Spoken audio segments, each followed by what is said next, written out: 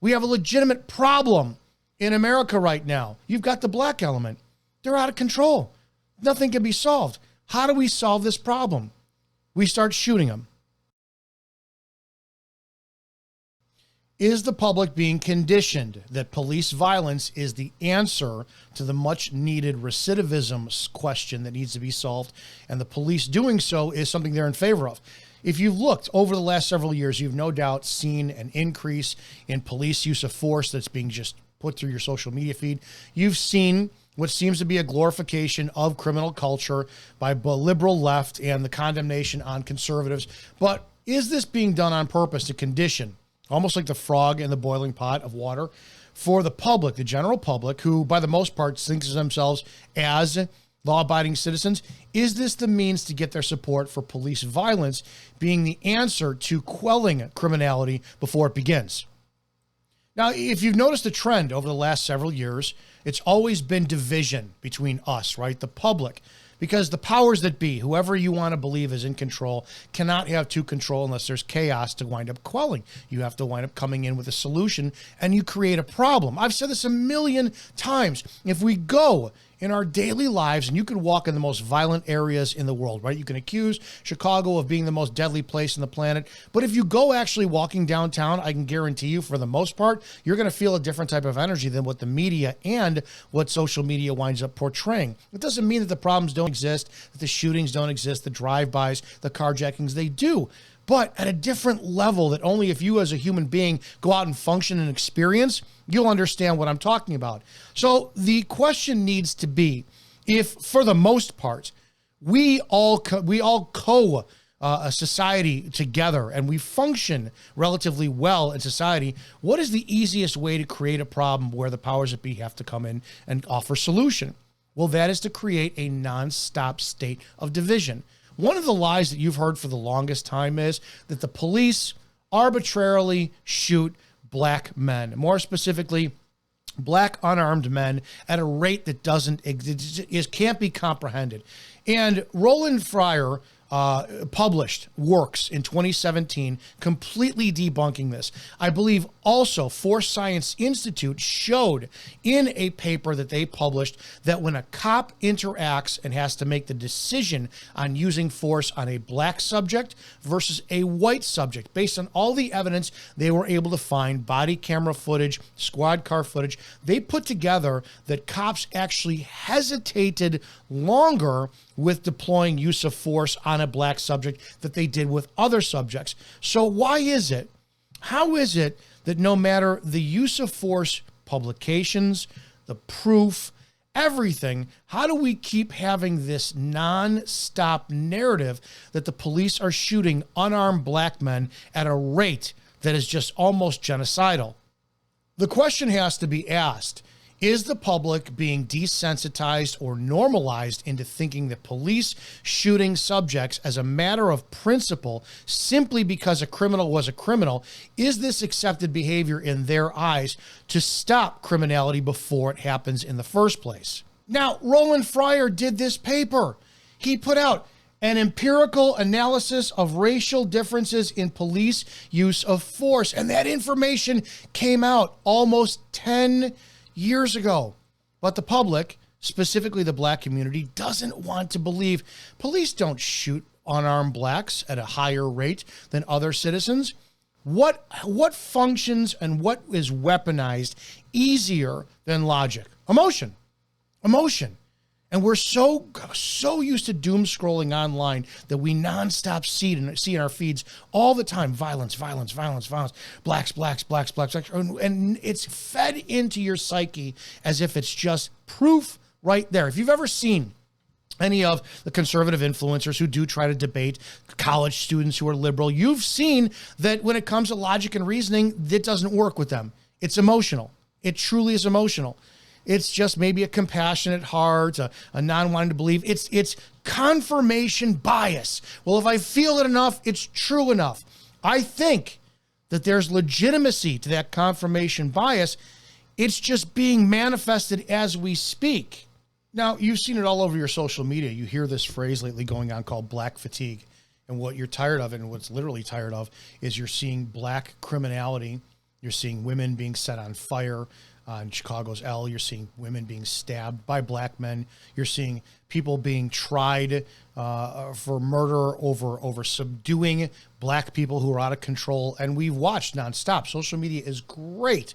It's spinning a narrative to put the black culture as this absolutely out of control element in society that can't function without their primary means of conflict resolution being violent. And there's some truth to that. There is a legitimate element in the black culture that comes from within the black community that truly, because of the lack of education, the destruction in their neighborhoods, the lack of economic growth, and all of it, including the blaming of white people for everything and the lack of accountability, you have a legitimate criminality problem with law enforcement dealing with the black community. But what happens? Law enforcement is set in. They've got the double-edged sword.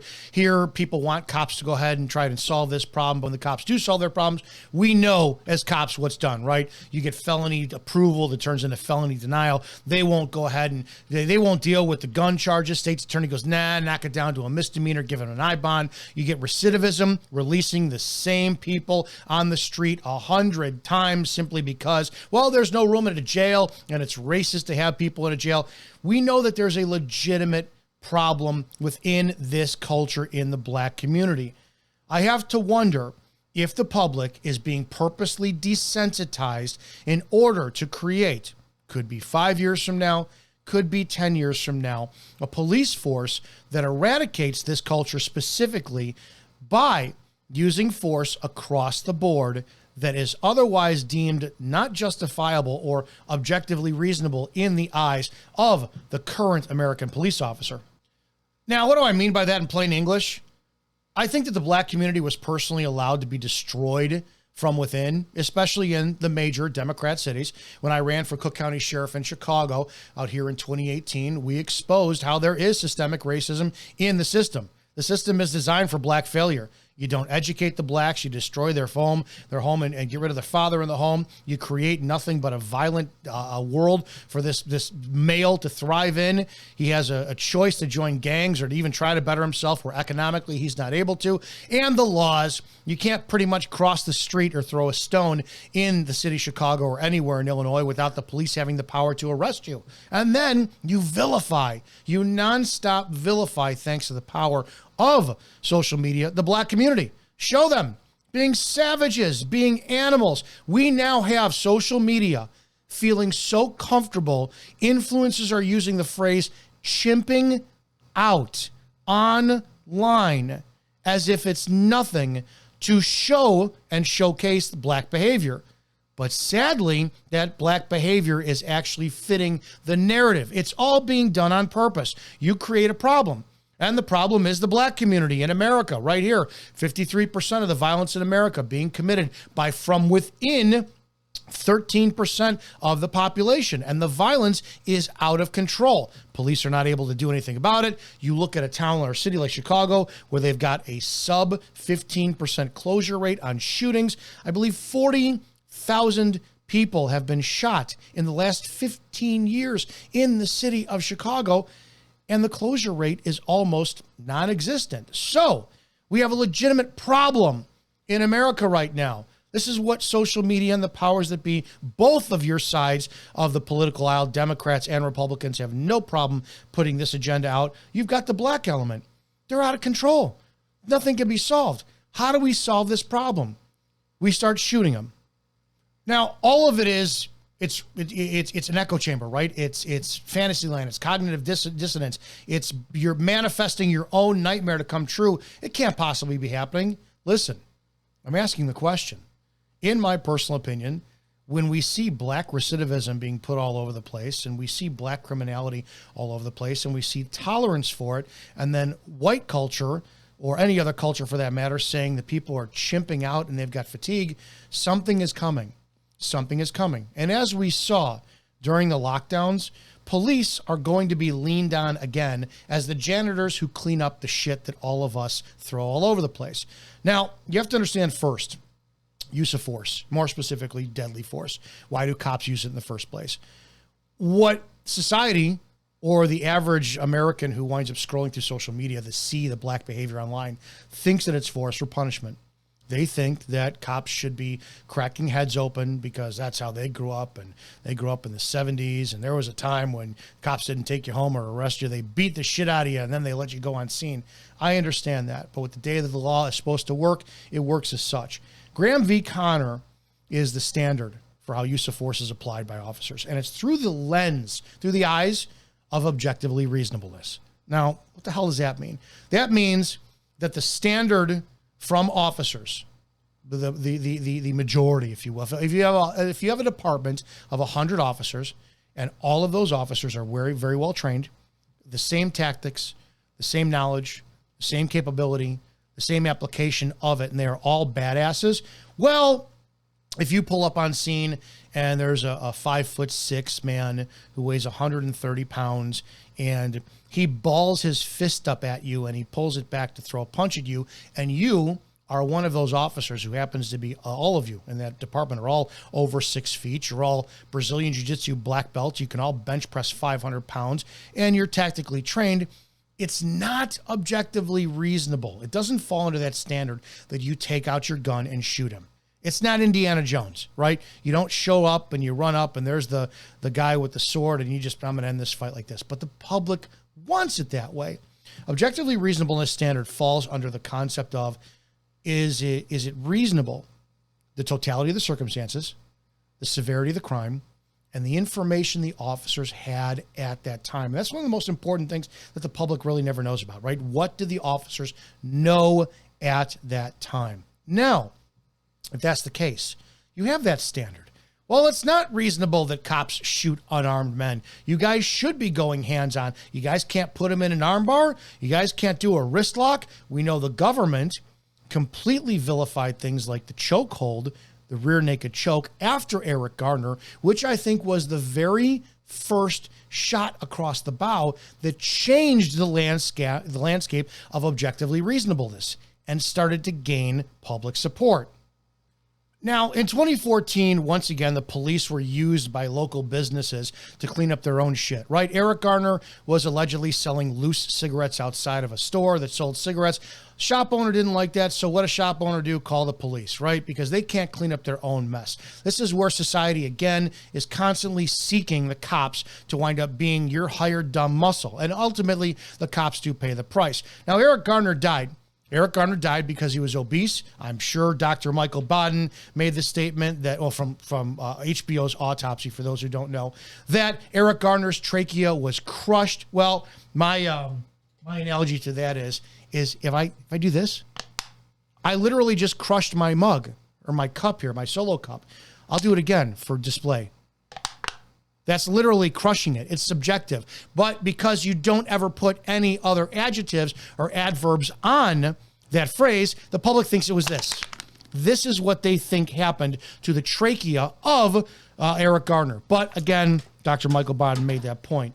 Ultimately speaking, the rear naked choke at that point, which is the safest, the single safest tactic in the history of all martial arts and self-defense training, was instantly vilified and then politically pawned and outlawed by agencies across America unless it constituted a deadly force scenario, by politicians who have no idea what they're talking about, and spineless police chiefs and sheriffs who couldn't go to any congressional hearing and say, no, this move will save lives. Speaking personally, if taught correctly, the rear naked choke would put more people into custody safer than any other tactic on the planet. But because nobody was talked about that, and because Eric Garner was black, a movement to soften police tactics because of black men and women across America, because of the narrative falsely that police target, bully, shoot, hurt, kill blacks, continued more than ever, actually went into overdrive, and that started the public outrage of, we're tired of this shit and what the blacks are doing. Now, if we're going to play the game, right, well, you're out of your mind. Let's just play Fantasyland for a second. What I'm stating is that I believe there's an agenda to recruit law enforcement to shoot and kill black people arbitrarily. That's the extreme of it. Now, here's my, I'm going to plead my case to you for a second. How would I do that if I were in control of the world and I said, man, I want to create more division and I want to kill more blacks out there. I want to keep them in fear, which also is going to put me in a position to nonstop leveraging them for their votes as time goes on by being their savior to say, I have the problem that all this violence will stop under you. I would create a way to change the standard of objectively reasonableness. Now, how do I do that? I start with something called the 30 by 30 initiative. Now, if you go to 30by30initiative.org, you're going to see that there's certain tenets on the page. And this is created by two women, one of which is an academic, Maureen McGuff, who has absolutely no law enforcement experience whatsoever, but she's politically savvy and she's an academic, so people listen to her. One of the research shows that females use less excessive force. It's the number one thing that they put on their page. Less excessive force. Well, how can you justify that? It's very simple. And I want to explain this, how this statistic, this proof that they have, is one of the biggest, most easily manipulated lies on the planet when it comes to selling this horse shit. See, here's the problem.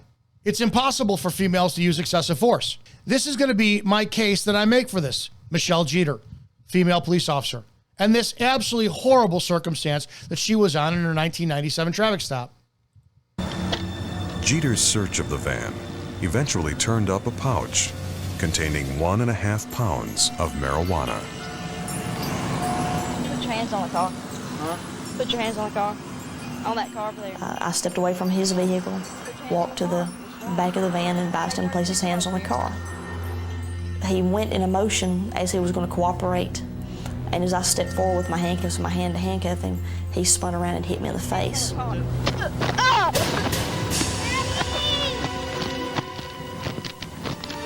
Michelle Jeter was immediately knocked unconscious.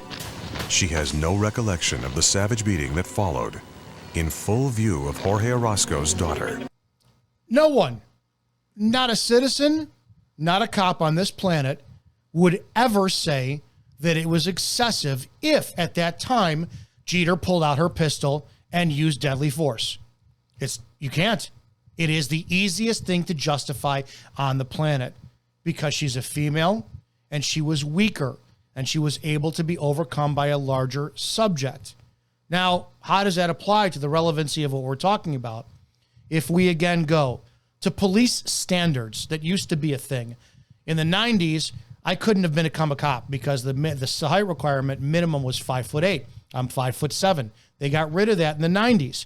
If we had a standard where all males and only males were allowed to become police officers, 6 feet in height, forced to be athletic, forced to be fit, had a fitness standard and a policy, in shape, monitored by doctors so that they had a certain body fat percentage and had to be athletic and all that, you would have a trained, larger man that you put in place of Michelle Jeter, and that changes the way you look at it.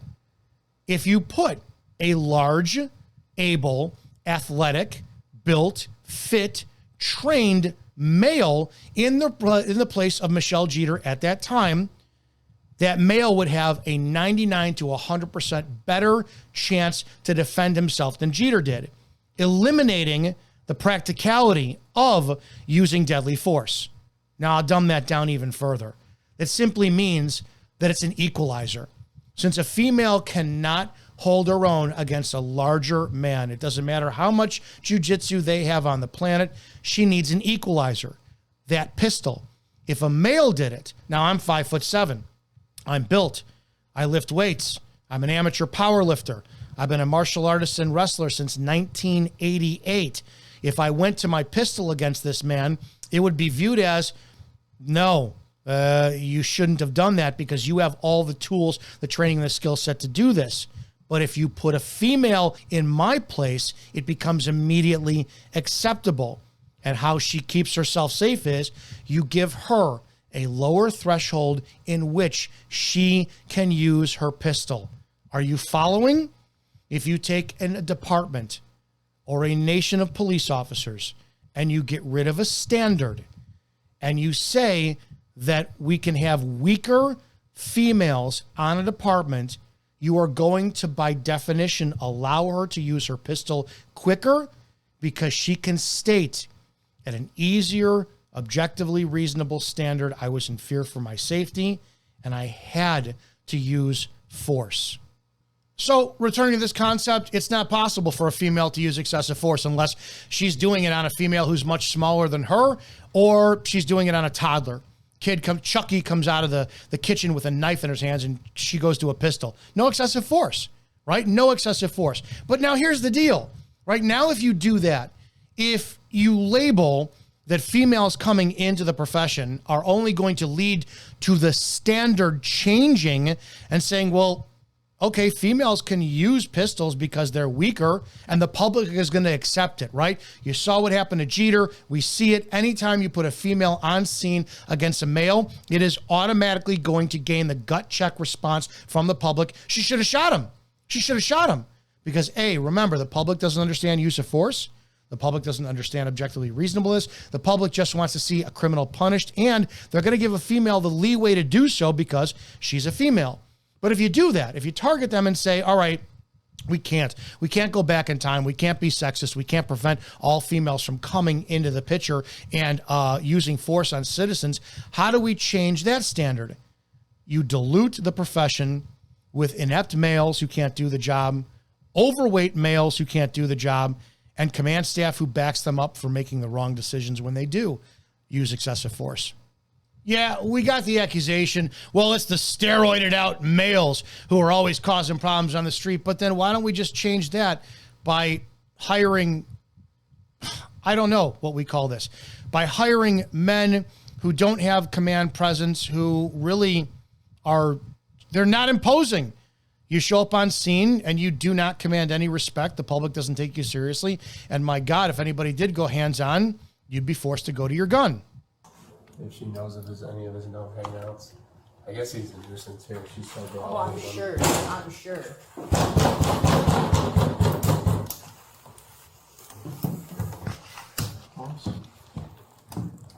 Oops. Just trying to knock. Oh, shit. This thing wasn't even on. Come on, please. Who was that back door? You see that? Drop the knife! Drop it! That's another thing you could do. You could put more females on with male partners who scream at the sight of going hands-on or having to go to deadly force, and you have to have men clean up their shit. This is another reason why females commit less deadly force, because they don't really do anything.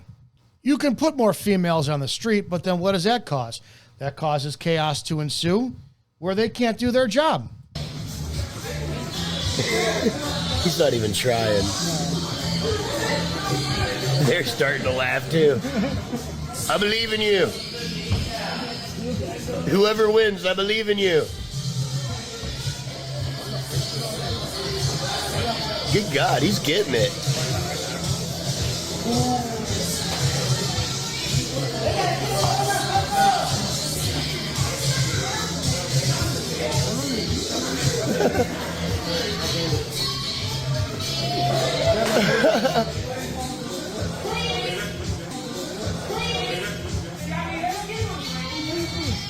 Well, the cops... And it takes a man to come up and clean their mess.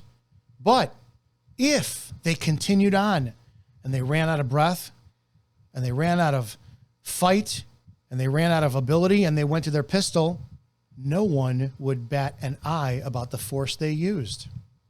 But I can't keep picking on females. You also have to limit what the police can do so that when something does happen, you got to shit all over their work. You got to deny felony charges. You got to release the criminals back on the street so that when cops actually do have to spring into action, instead of sound mind and tactics and reasonableness and logic, you let emotion take over and the pig pile ensues. And every cop who has had their limit, had their frustration full of these out of control, especially black criminals in America, you're going to fucking get that one little punch in because your brothers in blue are going to form a wall around you where the body cameras just can't see shit. And the public supports you for it because they're tired of seeing black animals and black criminals running around like crazy. They want accountability, so they're going to let the police do the job that the public just won't do themselves. You remove any fitness policy, any fitness standards, and you normalize the overweight fat cop, and you just get rid of all training, and you go to pass or fail, and you say that it's unconstitutional or discriminatory to wind up demanding your officer stay in shape on duty. Well, then this leads to cops who have high blood pressure, don't train. They get into the fight with the subject. The subject is kicking their ass. And then what happens? The cop has to escalate. Not the subject escalated it, even though that in the eyes of the court, what we say is subject escalated it to where I had to increase force because the subject continued to resist. No, your fat ass was losing the fight. You were about to pass out because your oxygen level was just plummeting. Your muscles were burning too much oxygen. You didn't know how to defend yourself. So your great equalizer comes out and you shoot and kill that person. And it's deemed lawful and acceptable. And the public pays for it. And the public supports it because they see this increase of violence on the street from criminals. Then they never talk about the fact that maybe the increase on the street from violence from criminals wasn't as much as the decrease of police standards, which put police in a position to use more force on you, we the people, and you went along with it because you backed the blue no matter what. So you fast forward, and that created a society of cops now who goes to their pistols in lieu of either A, talking skills, nonverbal cues, picking up social indicators that were eliminated by the lockdowns and people always being on their phones or going to school by Zoom, and creating an air of cops who have no idea how to even remotely go hands-on because you dumbed down. You started with Eric Garner. And you said, do not go hands-on somebody. And the public got tired of non-stop criminals getting away with stuff that the DAs and the SAs kept putting back on the street. So they're okay when a cop, under a normal circumstance that anyone from my generation of law enforcement would have gone hands-on and solved the problem, resorted to shooting unarmed citizens, and nothing happens to them. Knees, now! I haven't done anything wrong.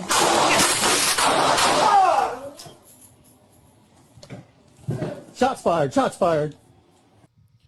Right now in America, we have to start normalizing it. So how you normalize it is you take more women and you put it on the street, right? And then you create, it's a self-creating scenario, whereas if even a normal traffic stop, where the driver didn't see the lights because the sun was behind him, or the music in his car was blaring so loud he didn't hear the sirens, the trooper will automatically feel that the person was eluding them. So she'll go to rip him out of the car, initiating officer-initiated jeopardy. She will escalate the force. And when after 6 minutes, she cannot contain or take into custody the subject himself, who's actively resisting out of flight, not fight, she's going to incorporate or request the help of citizens because there's no males on scene. A rare turn of events, a brave bystander, Kylie Sutton, intervenes, attempting to help Trooper Duncan subdue the suspect. So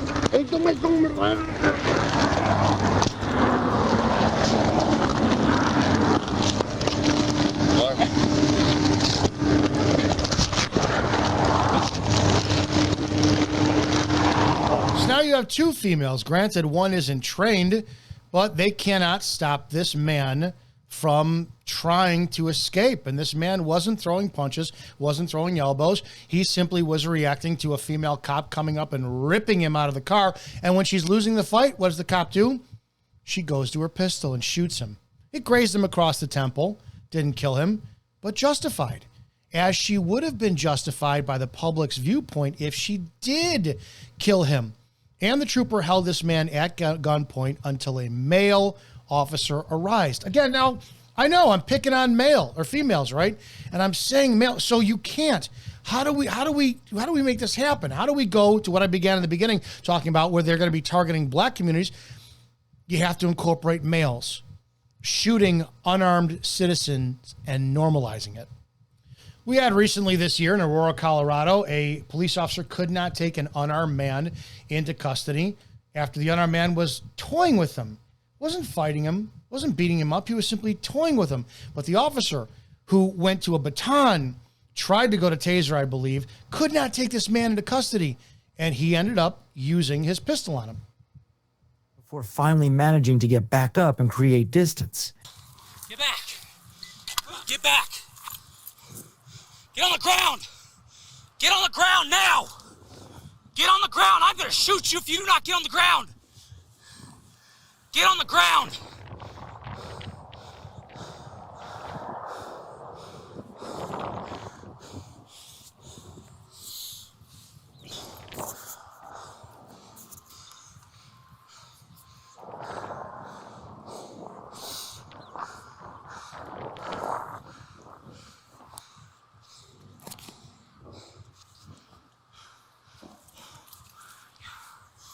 Get on the ground now!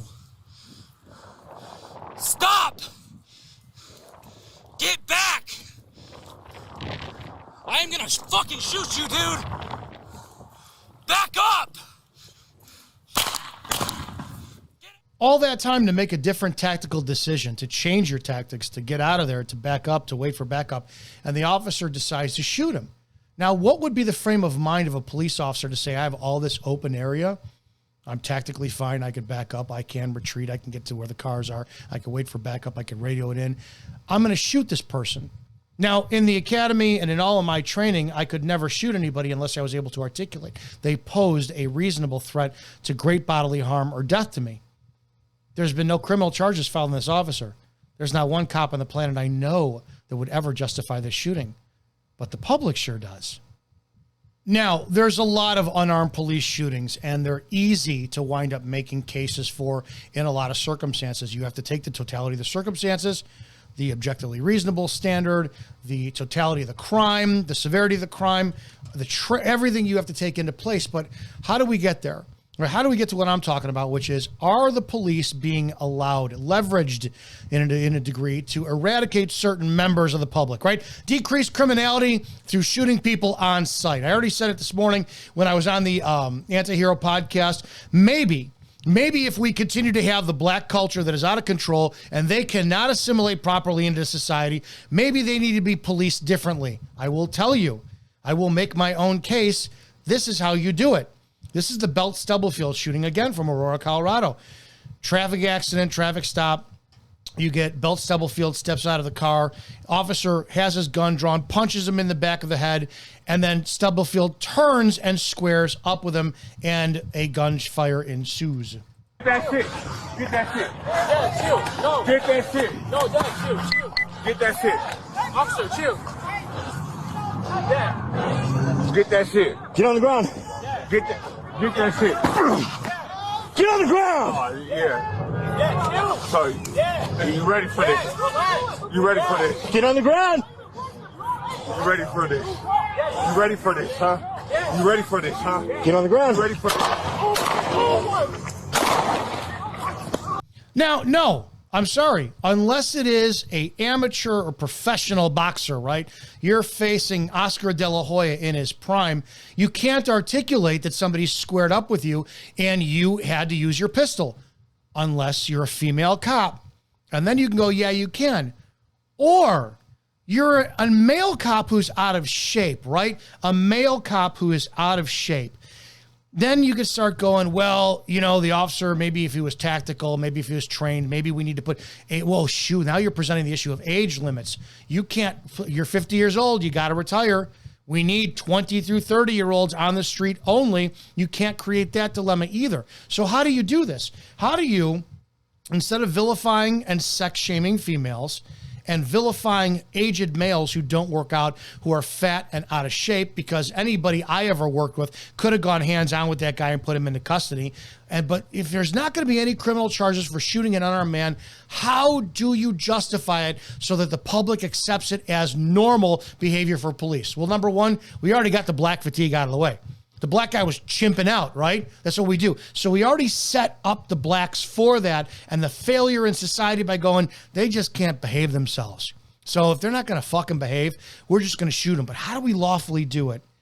Oh, we finally employ command staff backing up the police with what if scenarios.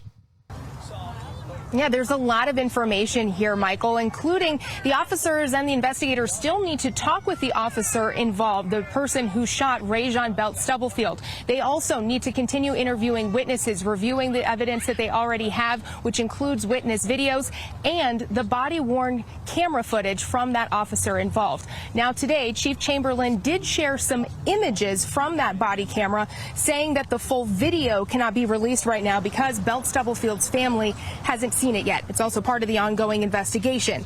And in one of the images, he says it is clear the man did have a gun in his hand. It was behind his back, and then he tossed it as he came into contact with the officer. Chief Chamberlain also sharing a timeline from when the officer first tried stopping the man for an unspecified traffic violation to when he was shot and killed. It all happened within a span of about 3 minutes. Now, in the images the chief shared, as well as video that has been widely posted on social media, you can see the encounter between the officer and that suspect, the man wearing a yellow shirt. Chief Chamberlain says the man's behavior became more and more aggressive. At times, he was saying to the officer, quote, "Are you ready for this? I'm ready for this." As the officer was then pushed into oncoming traffic, a dangerous position, says the chief. That is when the officer shot Belt Stubblefield. Still, we have heard from many people in the community who are questioning why the officer didn't use less lethal force, something like a taser or beanbags, to help de-escalate that situation. Here's what the chief had to say. When you see an officer that's verbalizing, that is de-escalation. When you see an officer who is getting space away from an individual that is aggressive and proactively charging at him, that is de-escalation. When you see an officer who is struggling to get into his baton, which is a de-escalation tool, but he was unable to get to that tool based upon the aggressive behavior of the suspect charging at him, that is de-escalation. When you see an officer use a punch to try to stop somebody from inciting other people in and around a weapon, that is de-escalation. When you see an officer back out away and reposition, or basically retreat into the middle of an intersection, a six-way highway where vehicles are at speeds of 50 miles an hour, that is a de-escalation. You wanted that de-escalation bullshit, and here you go. Now it's going to be used to defend to kill you. The officer did everything you wanted because de-escalation is such a vague term. I could kick you in the face and not shoot you, and I de-escalated a circumstance. So if de-escalation didn't work, well, now all of a sudden, shooting you did work. And you saw it. Instead of, in lieu of saying the ability and the training of the officer kicked in, you say de-escalation. Well, clearly the officer could not de-escalate, so they were forced, right? You're not going to say, well, the officer was fat, the officer was out of shape, the officer's adrenaline was pumping so much, and they had a cheeseburger for the last 6 months for lunch every day. Their blood pressure was through the roof. They're not used to a black guy squaring up. They know, hey, black guys, man, they got some fast hands. I'm about to eat my teeth here. So instead of saying the officer shit his pants and went to his pistol thinking that would back the guy down and the guy was not in the frame of mind, well, A, he had a pistol. Didn't have it on him at no way, shape, or time, but we see that the officer was in fear because he could have had a pistol on him. He already had one and it tossed him. The pistol was gone. But you got to put that in there, right? To put in the public's mind, ooh, this guy was a really bad guy. God forbid we have Billy Badass as a cop who can take care of fucking business. It was okay that he shot him because the officer, to cover up for his inept ability to actually go hands-on and put people into custody, instead, he de-escalated, and it didn't work. So we're going to shoot based off of a what if. Everything went sideways. So it's okay that I sleight a hand over here while I'm fucking you up the ass of this one while shooting you. Mustang police released dash cam footage from an officer-involved shooting with a 41-year-old man. Fox 25's David Chasanoff watched the video a few hours ago. David, what are officers saying about it? Adam and Wendy, Chief Mike Wallace says based off the footage, Officer Jazaril Wright's actions were justified. What's going on? Don't touch me. This is a tragic event. It totally is. Sometimes these things happen and there's nothing we can do about it. Mike Wallace says Officer Jazaril Wright responded to a call involving Juan Barbosa last August near Mustang and Carson Road. According to the police chief, Barbosa was being aggressive during a mental health episode. Taser, taser! What? Officer Wright was confronted with a rapidly escalating situation in which she was required to make split-second decisions to protect both herself and the safety of those present. Authorities say Wright's use of non-lethal force didn't work. Stay down! Please stay down! MPD states that's when he ignored her, charging at her again. Refused to obey her commands and appeared intent on inflicting potentially lethal bodily injury. Officer Wright shot Barbosa 2 times. The Mustang Fire Department pronounced him dead at the scene. And was left with no alternative but to use deadly force as a last resort. Her actions were reasonable under the circumstances. My condolences go out to the family, obviously. An anonymous member of the Barbosa family reached out to Fox 25, calling the shooting unjustified. Chief, what would be your message to the family who says this shooting was unjustified? You know, it's... I'm not going to speak to their thoughts on whether or not the shooting was justified. I will, Chief. It was an unjustified shooting. Let's explain why. Now, the subject in question was having a mental health episode on the side of the road. Apparently, a cousin or relative was with that subject. Taser didn't work. That subject was not attacking anybody. He was just running around from what you could see in the dash cam footage. He charged the officer. But again, it's all how you spin the words. Listen to the chiefs have to sell this. They have to sell it to the public. Chiefs are doing this from lesser-known towns, smaller communities. You know, Aurora, Colorado is not a smaller town, but again, so we're going to get some speed built off of that. But listen to the words that are used to sell this to you, the public. During a mental health episode. Taser, taser, taser! What? Officer Wright was confronted with a rapidly escalating situation. Rapidly escalating situation. Man, does that sell to the public. That sounds intense and serious. A lot like when we used to talk about excited delirium, right? Excited delirium. If you ever come across somebody with excited delirium, they could die or kill you. I'll never forget excited delirium training. Those were some good buzzwords, but let's continue. In which she was required to make split-second decisions to protect both herself and the safety of those present. Now, in the safety of those present were her family, the guy's family. Doesn't seem like they were in too much danger. But again, you have to present this to the public to give you permission to shoot unarmed men. The guy had a pair of gloves. He had a pair of gloves in his hands. That the officer at the time, when she was going through her de-escalation phase, had too much of an adrenaline dump, couldn't do the job, was terrified for her safety, so she went to her pistol because she's female. She doesn't have the ability to take a man into custody. How do we justify this shooting? Listen to what Chief says. Authorities say Wright's use of non-lethal force didn't work. Stay down! Please stay down! MPD states that's when he ignored her, charging at her again. Refused to obey her commands and appeared intent on inflicting potentially lethal bodily injury. Let's play that part again. Let's listen to what Chief says. Lethal bodily injury. On inflicting potentially lethal bodily injury. Appeared to be potentially inflicting lethal bodily injury. Not that he was in the course of doing it, but he appeared to intend. Kids, this is all it's going to take for the police to gun you down and for you to fucking drink up every drop because you wanted this. This is exactly what you wanted. Now, although I do believe it's going to be geared towards certain cultures, certain crime-ridden cultures out there for political purposes, create a problem, bring in the solution, I 100% believe it's going to be brought on you. And you're going to be wanting this every step of the way.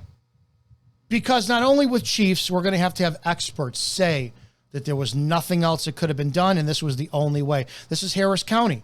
Female police officer, female deputy, shoots and kills a man because her male partner, this is the perfect storm for this combination. Male partner can't take somebody into custody. She can't take somebody into custody. This man was destroying property at a gas station in the middle of the night where nobody was around. Nobody was at risk of being hurt. Could not take him into custody, losing the fight. They're becoming exhausted. Fat male deputy is losing the fight. Female can't even get involved. She goes to her gun, shoots and kills this man. Enforcement's main objective in a situation like this. The male deputy presses a taser into Swanson's back, what Thomas calls a drive stun, but Swanson is seen grabbing the taser, which then gets tossed to the ground. The better way, if you were going to do that, would be to disengage, meaning that you're pulling away, and then him deploying the taser so that the barbs come out or the probes come out and they go into the body. The struggle continues. Let him go! Oh my God, I don't want to shoot him. Let him go! Until the female deputy shoots Swanson in the torso. He was taken to the hospital where he died from his wounds. Was there anything that could have been done that wasn't lethal force? In this case, they had no choice. Unfortunately, it's tragic, but they had no choice. Here we go, America. Unfortunately, there's nothing else the cops could have done. God forbid we employed tactical, in-shape police officers, or we said to the unions, fuck you, we're implementing a fitness policy to where you fat, lazy, out-of-shape cops are actually going to be able to do the job. There's nothing else that could be done. And when you hear a credible use of force expert flat out say, unfortunately, there's nothing else that could have been done, yeah, you could have gotten rid of female cops. You could have gotten rid of fat male cops. You could have brought the right people on to do the job who are in shape, tactical, and able, but there's nothing else that could have been done. So due to the police's ineptability, the police failure, we are going to say that escalating all the way to shooting and killing somebody over property damage, over somebody who was probably either having some drug-induced episode or a manic emotional episode, it was acceptable to shoot him. Now, we have to sell this to the public. How can we get the public to think that shooting people is compassion? Shooting people is from the heart. Criminal came and shot him from the back, if I'm not mistaken, shot him 6 or 8 times. And then you guys shot this guy 68 times. And when the media asked you, why shoot him 68 times? Your answer was, we ran out of bullets. We would have shot him more. Where does that come from? Well, it comes from the heart, and it comes from the soul, and it comes from what the overwhelming majority of the people are thinking. This guy shot and killed our canine, shot and killed our canine handler, shot the backup deputy, then took the dead canine handler's firearm, ran into the woods. City police came to back us up, shot at 2 of them and happened to miss them. Well, the next day, we had the area surrounded. The next morning when we had daylight, we had a SWAT team walk shoulder to shoulder through this wooded area in order to find him. Mm-hmm. Your hero, America's sheriff, flat out said it. It comes from the heart. He's speaking for what an overwhelming majority of what citizens are thinking and want. They want police to shoot and kill the bad guys. Now, my very first dealing with firearms training, my commander at the time said shooting people is a good thing when they need to be shot. He wasn't talking about it being an emotionally good thing. It was a necessary thing. It is going to be something you have to justify and come to terms with in your mind if you're going to be a police officer, that there are times, if God forbid you're ever put in a situation to shoot somebody, it's going to need to be done to terminate life-threatening behavior. It was never once during my time as a cop did we ever high-five if ever we heard about some criminal being shot and killed. Just didn't happen. They got the job done. We all made sure that the cop, whoever it was, if we knew that person was okay. I've known 2 cops who were involved in officers and involved shootings. We never celebrated it. But here's the point we're at in America now. Because, do the math, connect the dots.